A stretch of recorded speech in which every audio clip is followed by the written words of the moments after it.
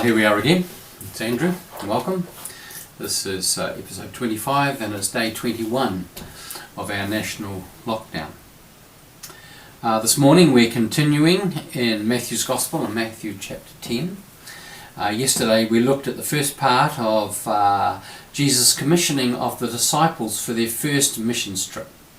It was a local event, something that was close to home and allowed them to try out what it was like to do what Jesus had been doing. They'd been watching him, they'd been observing him, they'd been learning from him, and now he was about to cut them loose on the world. We noted that the 12 who were the 12 disciples are now called the 12 apostles. As disciples, they're learners, just like we all are. We're apprentices. It's a good word. We're apprentices of Jesus.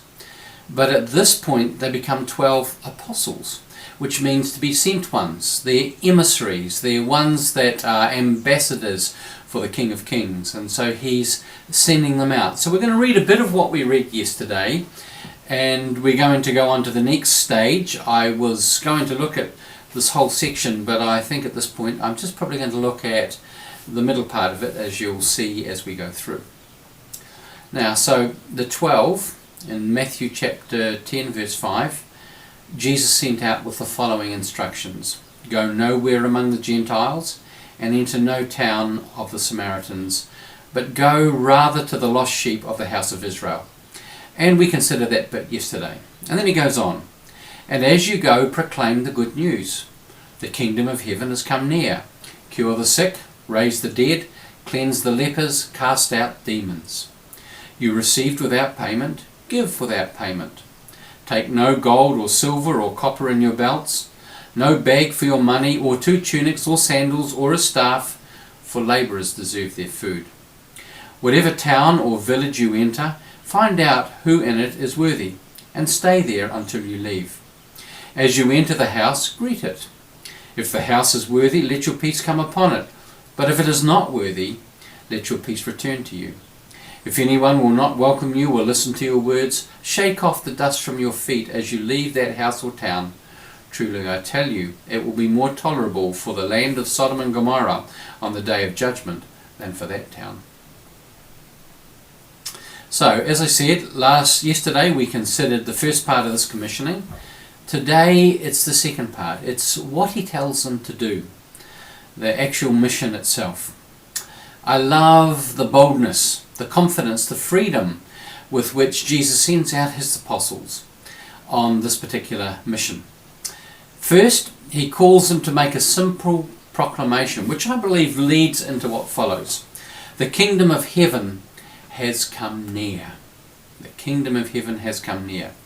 It's easy to imagine he is talking about it in terms of it's very close. It's just around the corner. It's about to arrive. But I don't believe that's what he is saying.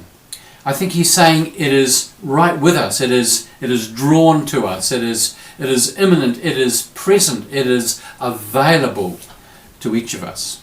It's close at hand. It's all around us, and we're invited to live in it. We're invited to appropriate it. We're invited to experience its freedom, its vitality, its fullness. It is here. It is something that we can know now. We don't have to wait to some future time to experience the kingdom. And then he goes on to make 4 calls to make a difference. Cure the sick, raise the dead, cleanse the lepers, cast out demons. Yep, 4 things. We can do them all by lunchtime, can't we? Then what? I don't know how it is for you, but for me, these 4 things which Jesus was expecting of them, and which I anticipate they did, seem in the realms today of, if not mission impossible, then mission very difficult. And my immediate thought is, I can't do that. I can't do that. And I see very little verifiable evidence that other people actually are successfully doing it on a consistent basis either. Now, this doesn't mean that I don't believe in miracles, because I do. It doesn't mean that I don't believe that God can and does intervene from time to time, because I believe that God can and does. And yet, what I'm saying here is that what I see Jesus commanding is simply beyond my personal experience. Now, how do we deal with that? Well, I'm just putting it out there that this is how it is for me. And there may be a whole lot, maybe millions of more qualified people who can speak with great authority on all the demon possessions they've seen cast out, of all the healings, of all the people they've raised to life, all the lepers that they've cured. But they're not on this channel, and I'm not one of them. However, I think there are some things that we can look to which happen in what follows. That helps me anyway. And I love the way that Eugene Peterson in The Message puts it. I think he's onto it. The next bit of the passage beyond that says, and this is in Eugene Peterson's words, don't think you have to put on a fundraising campaign before you start. You don't need a lot of equipment. You are the equipment. And all you need to keep that going is 3 meals a day. Travel light. And so what we see, it seems to me, is it's important to actually contextualize Scripture. We need to recognize who it's written to, where it is, what are the particular circumstances that are going on here. And not to absolutize instructions that may be being given for a specific time and setting. Later, as Jesus faces death, he refers to this moment. In Luke's Gospel we see it in chapter 22 verses 35 and 36. He says to his disciples, "When I sent you out without bag, purse or sandals, did you lack anything?" He's referring to this moment. He sent them out specifically with the minimum of travelling light. Nothing, they answered. He said to them, "But now if you have a purse, take it, and also a bag." So we're saying the circumstances have changed. Don't just apply what you learnt on your first mission trip to where things are right now, because conditions have changed. And you really need to recognise the change. Circumstances change. We see the same thing with the exiles in Babylon. Jeremiah is giving a word in the face of prophets who proclaim the imminent restoration of Israel. That everything's going to be fine. Sure, we've been taken away, we've been exiled to Babylon, but God is about to restore everything. We're about to return and everything's going to be just like it was before. But Jeremiah, as one might expect, has something quite different to say. And in 29 verse 4 we read this. "This is what the Lord Almighty, the God of Israel, says to all those I carried into exile from Jerusalem to Babylon. Build houses and settle down. Plant gardens and eat what they produce. Marry and have sons and daughters. Find wives for your sons and give your daughters in marriage, so that they too may have sons and daughters. Increase in number there, do not decrease. Also seek the peace and prosperity of the city into which I have carried you into exile.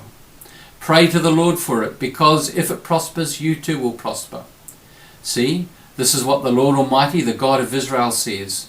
Do not let the prophets and diviners among you deceive you. Do not listen to the dreams you encourage them to have. They are prophesying lies to you in my name. I have not sent them, declares the Lord." And what we see is that God is doing something very different.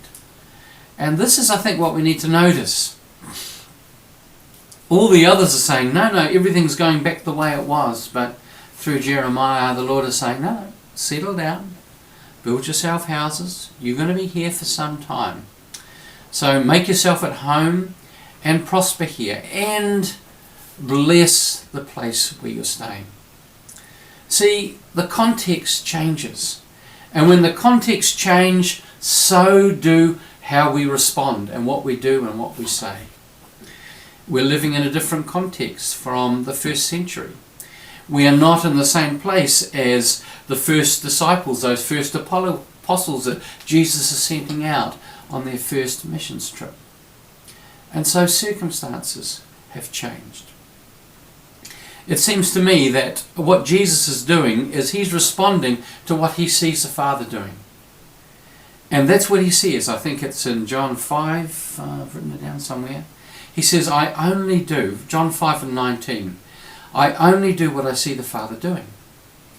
And this is something for those of you who are familiar with me know that I mention this quite often, and I probably will continue to in this series. What is the Father doing? I only see what I only do what I see the Father doing, says Jesus. What the Father is doing is what is happening in his life. He sees the circumstances in which he finds himself. He sees the opportunities that the Father is providing. He sees the context in which he is living and has a sense of what the needs of the day are. And so he does what he sees the Father is doing, which is what's happening in his life. And so he knows that he's at a point where these 12, for a start, need to be sent out. They're in a training mission. He invites them to travel light because they're close to home. They can always return if things get sticky and difficult.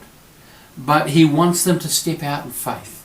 Strip back some of the supports that they would think that they would automatically require and do it now. Just step into it and do it. And so he sends them out, lightly travelled, and say, just do these 5 things. Proclaim the news that the kingdom of heaven has come, that it is near. And do these things which I've shown you how to do, which I in my day can't do, but they in theirs apparently were able to, and do it with great effectiveness. The question for each of us is, given the status in which we find ourselves, we may be locked down in our homes, we may be on our own, we may have a few with us. The question is, what is God doing in our circumstances today? And we need the grace of noticing, to see what it is that God is doing. That God is inviting us to cooperate with him, to step into what God is doing, and to be who and what we're required to be in this time, in this place, in this moment. So my question to you, my question to me, is what is God doing in our setting today? Not just for the wider church, but for the church in each locality, for each of us as we find ourselves watching and listening to this particular presentation. And for me, this question is the same. What is it, Andrew, that you see God doing in your setting? What is it you're being invited to respond to? What is it you're being invited to step into in faith? Because I don't believe that faith is just a leap in the dark. It's actually a step into what we notice that God is doing and trusting that God is at work.